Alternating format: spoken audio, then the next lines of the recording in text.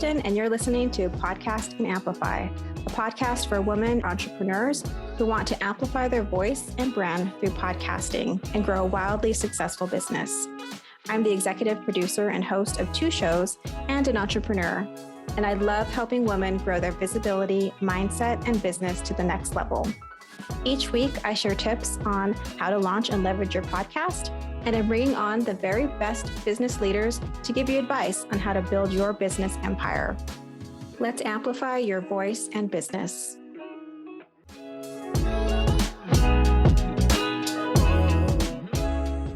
Hi, Jannese. Welcome to the show.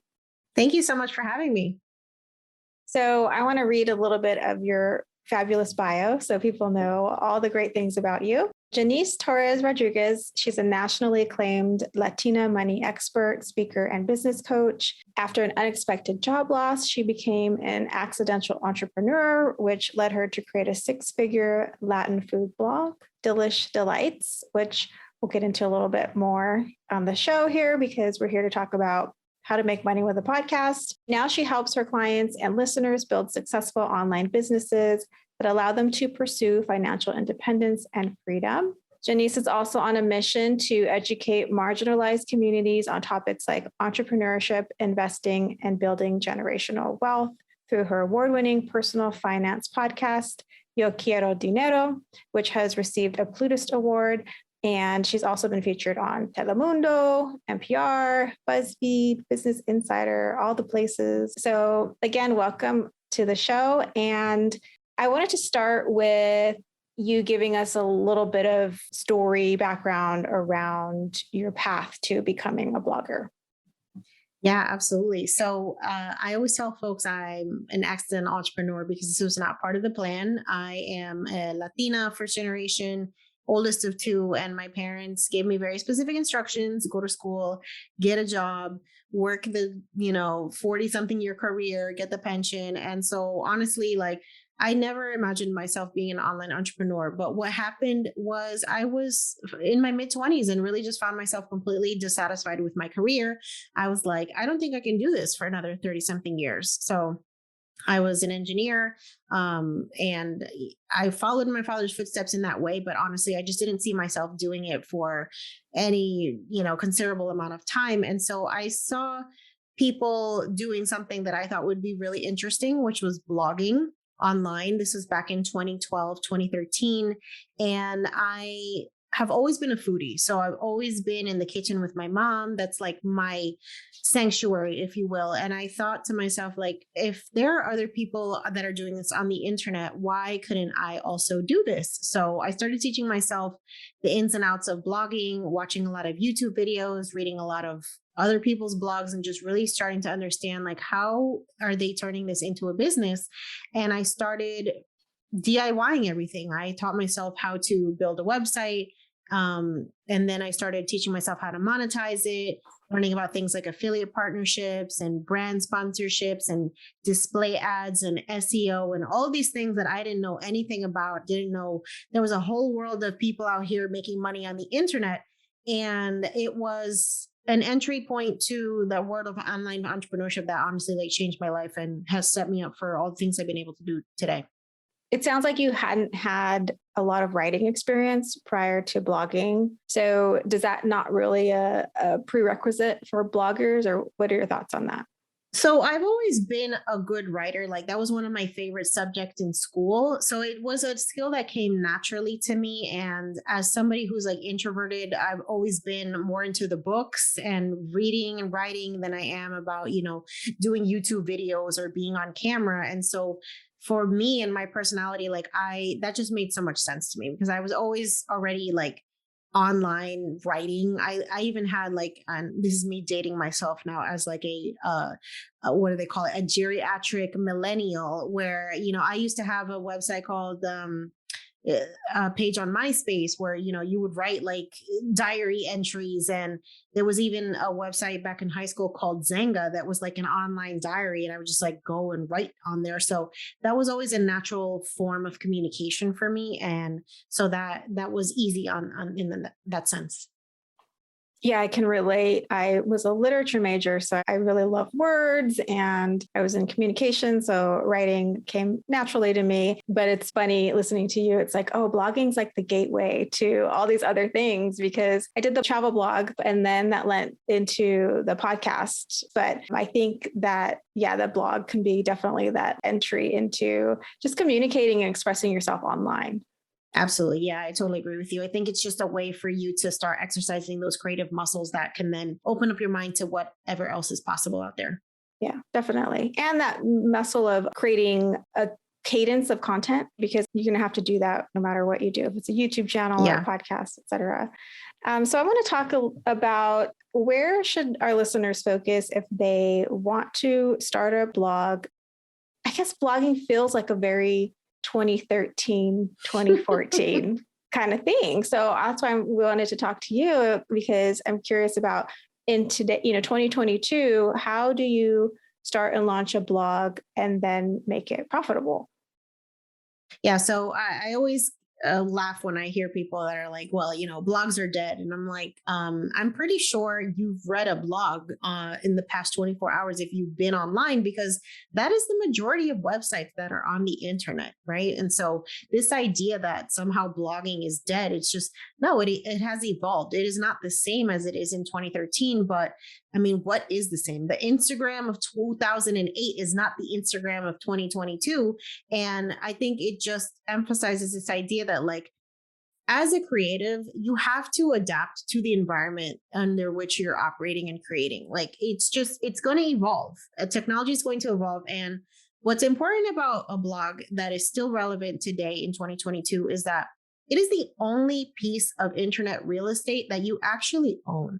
And so for content creators, whether you are a podcaster or an influencer or whatever it is that you're doing, if you're relying 100% on these third-party social media platforms like TikTok and Instagram and Twitter and everybody else, at any point in time, those companies could decide, hey, we no longer want to be operating. We are just going to shut down, and everything that you've created is gone, right? And so if you want to actually have a home base on the internet that you control, that you can fully monetize, that you can own, you need to have something on the internet. And especially as a content creator, like for me, one of the huge benefits of having a blog now as a podcaster is just having the ability to have a relationship with my audience outside of the podcast. Because at the end of the day, people consume media differently. Some people are really into audio. Some folks want to read. Some folks want to see videos. And so with the blog, I can have all of those types of content all in one place, as opposed to having people have to go all over, go to YouTube to watch the video here, but go to this place to read the articles and the transcripts here and go and listen to the podcast on this app. I can have all that stuff in one place and just have like the home base where everybody can interact and get all of the content that I create versus having to go and piecemeal my stuff. Yeah. And I think you're right.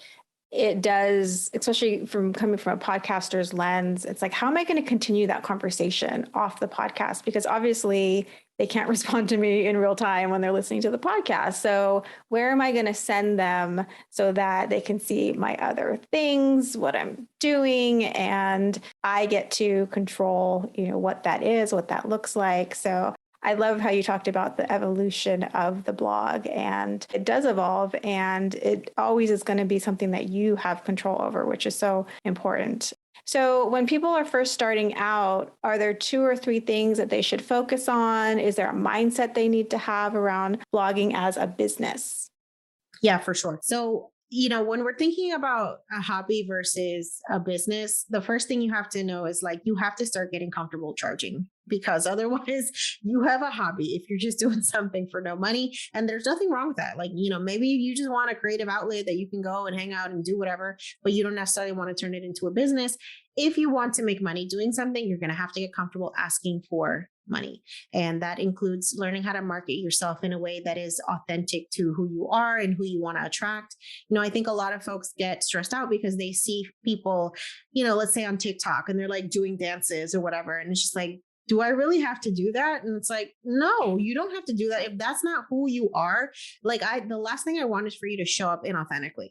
because that's going to make the whole process of monetizing and building a business feel excruciating. Like you are creating something because you're passionate about it, because you have a vision, because you have something to say. Like make it true to who you are. And so leaning into what you're comfortable with, I absolutely recommend that. Now, it's also going to require you to step outside of your comfort zone, right? Like as someone who thought that me becoming a podcaster meant like I could always stay behind the mic and nobody ever had to know who I was. I mean, if you want to build that next level relationship with people, you're going to have to start sharing some vulnerabilities, sharing more about yourself, getting that like reciprocal relationship in action so that folks can actually start to know who you are beyond the podcast. And so, it's a challenge. You're going to confront a lot of things that might be childhood wounds or, just like insecurities that you have. Like for me, I was bullied as a kid. And so this idea of being vulnerable, it's still scary, but there are really great opportunities when you put yourself out there for you to challenge yourself and really like expand your capacity for, what is possible. And so I think that's the beauty of giving yourself a chance and putting yourself out there and just seeing what happens. Oh, I love that. And you're so right. It will challenge you, putting yourself out there. Speaking as someone who has all the guards thrown up a lot of the times, it's like, oh, okay, this is a stretch. But, once you do it and it is like a muscle, it's so worth it because I think anytime you're able to be more fully you, more authentically you, I mean, it's a win. It might not feel like a win in the moment, but it eventually will. Yeah. How long does it typically take to see profit from blogging? It really varies. And so my first venture into it, I really wasn't making any money for like a good 2 years. And it's honestly because I didn't know what the hell I was doing. Right. So when you try to DIY something and you just try to Google and YouTube your way through things, they will inevitably take longer. So the second time around when I was building the blog for Yo Quiero Dinero, I already knew the things I had to do, things like keyword research and optimizing for SEO and, figuring out what niche I wanted to focus in on. Like I didn't ask myself any of those questions in the beginning because I didn't even know those were questions that I needed to ask. And so whereas it took me over 2 years to monetize my first blog, it took me less than a year to start monetizing Yo Quiero Dinero. And so just, the importance of knowing when it's time to invest in education and working with somebody who's done this before, like that can get you to your goal faster. And so that's one of the reasons why I started teaching, how to become a blogger and how to make this like a reality, even in 2022, because I floundered for a while. And it's just because I didn't know what the right questions were to ask and where the best use of my time was.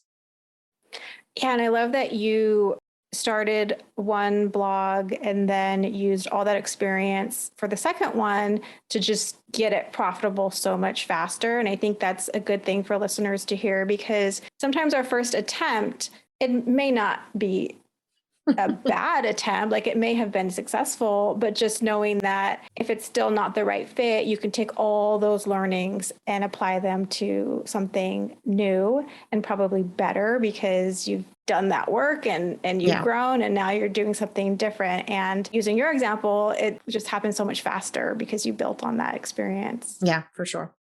And I love the idea of investing in support and knowing when to do that. I think especially as Latinas in our culture, I think this idea of coaching is kind of new. Yeah, no, I would totally agree. I think it's the whole narrative of like, you can do everything yourself, don't ask for help. And it's just like, at some point you have to be okay with like not knowing everything and realizing that there is a ton of support out there if you're willing almost to like humble yourself and realize like, I don't have to do this alone.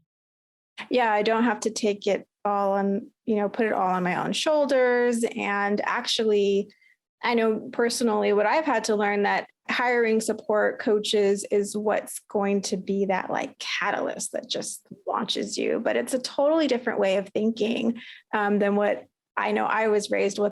And just outsourcing in general, I think in Latino families is just not a thing. Like I tell my mom, one of the things that I did is I outsourced cleaning in my house because I'm like, I need more time to run my business. And she's just like, pero mija, like, we don't do these things. And I'm just like, Mom, we're not living the same life. We're not in the same time. And it's like, you're not less of a person. You're not less of a woman or a wife or a mother because you want to get help. You can actually show up as a better version of yourself in your business and in your personal life when you're not overextending yourself to a place where like you're just giving everybody with the leftovers. Definitely. And I think it's culturally, and then you have another layer of society just telling women that they need to work hard and take on everything. It's like, who is that serving again? Yeah, the patriarchy. Mm-hmm. Funny how that works. Right. So I want to talk a little bit about the importance of representation and blogging. I know that it's a mission of yours to really elevate marginalized communities, which I love. And so I've talked a little bit about that as well in terms of like, we need more voices in podcasting because like when else in history have we had this amazing platform where we have so much freedom to do so. But if you could talk a little bit about the blogging space and also entrepreneurship and why we need more representation. Yeah, absolutely. I think one of the biggest blocks for people mentally is this idea of like, am I even able to do this? Who am I to want to start an online business or start a blog? Because you don't see yourself represented in these spaces. The spaces of online entrepreneurship are still primarily white, and the blogging world is very much like white women dominated. And so when you don't see yourself represented, you start thinking like, well, do people even care about what I have to say? And there's so many important narratives and stories that need to be told in our community. Like I can just think of a couple off the top of my head of students that I've had that I'm like, yes, we need this information out there so much. Things like, how does somebody who is an immigrant without a social security number start investing? Like a white woman who's raised in America is not going to create that content. How do you remix your traditional Mexican recipes into something that is compliant with Whole30? Like, how can I still enjoy the culture and the recipes of my heritage in a way that's going to allow me to, achieve whatever dietary goals I have? Like those types of unique stories can only be told by us. And one of the things that I realized, when I first approached my food blog, I thought I was just going to go out here and like create something generic and people were going to care about it. And it wasn't until I started focusing on my heritage as a Puerto Rican woman and sharing those recipes that I identified that there's nobody teaching folks how to make these recipes. There's nobody passing down the recipes of our abuelas. And then there's a whole generation of people like me, millennials, Gen X, who we didn't learn how to make these recipes, and they want to recreate memories from, their childhood. And so me being able to serve my community by showing up authentically Latina is actually what led to my success. So instead of, shying away from our identities and code switching and feeling like we have to conform because that's what we do in most of our lives, right? I say, throw that out the door. This is your opportunity to really show up 100% as yourself because you are creating that community and that connection with your authentic story. Hey friends, we'll get back to the show in just a moment, but I wanted to take just a few seconds to invite you to a free workshop that I created. It's called Launch a Binge-Worthy Podcast, and it's all about helping you to create a heartfelt podcast that reaches your soul listeners and grows your business. If you want access, just go to podcastandamplify.com. It's totally free. Okay, friend, back to the show. You're reminding me of when I first started my blogging and the podcast, and I can't tell you how irritated I was, especially in the travel space, of like the same woman being photographed in some flowy dress with like the mountain, looking at a mountain. And I'm like, that is the same woman. Yeah. And it kept being fed to me via the algorithm, right? And I was like, I know there's other people traveling. I know there's other perspectives. So that's why I started my first podcast, was like, I'm going to bring on these stories and share them and highlight them. But you're right. The online space is still lacking in representation, diversity. And when we can bring our experiences, it's just so powerful because we give those little stories, we give the nuances, we give those things that people are actually craving. Yeah. Right? Like we are craving to see ourselves. And I think that helps us see the possibilities just so much more. Absolutely. So if someone were to start a blog tomorrow, what's the first thing they should do to set them up for success? I think the important thing is to really be clear on who you want to talk to so that you're not kind of floundering and trying to figure out who that person is. The best place to start is thinking about your own journey. Like, what is it that you are so passionate about that is compelling you to want to talk about this? And once you know what you want to talk about, you can start to identify like who that ideal person would be. And typically, your ideal person is like who you were 3 to 5 years ago, before you knew what you know, before you went through whatever it is, that transformation that now has given you, some sort of insight into how you can help people. When I started thinking about, Yo Quiero Dinero, it was coming from a place of like, I didn't learn any of this stuff and I want to be able to put a dent in, financial literacy when it comes to the Latina community, because that's who I identify with. That's who is the majority of the people who I'm surrounded with. So how can I show up in this space authentically, right? Like, I don't want to show up here as a white dude. I want to show up here as a Latina from Jersey, who's first generation, whose parents didn't start investing until I started talking to them about it a couple years ago, right? And so like showing up, thinking about that transformation that led you to where you are today, and thinking about who you were before you had that information, I think is a great place to start, because then you'll be very clear on who you need to talk to. And then it's a matter of consistency. Like I tell people, regardless of the business that you're starting, know that this is not going to happen overnight. You are not going to come out of the gate making $100,000, right? And even though people on social media would convince you that if you sign up for their course, like that's going to happen, it's not going to happen. What does happen is when you show up consistently and you continuously connect and focus on building community, the cash flow comes with community, right? But you need to stop trying to skip that part of putting yourself out there, of continuously showing up, of providing value, of focusing on the greater mission. Then the money comes. It doesn't happen before that. I love that. Finding your voice, consistency, and what I hear you saying is start. Yeah. Because you're really not going to make any money if you don't take that first step. Right.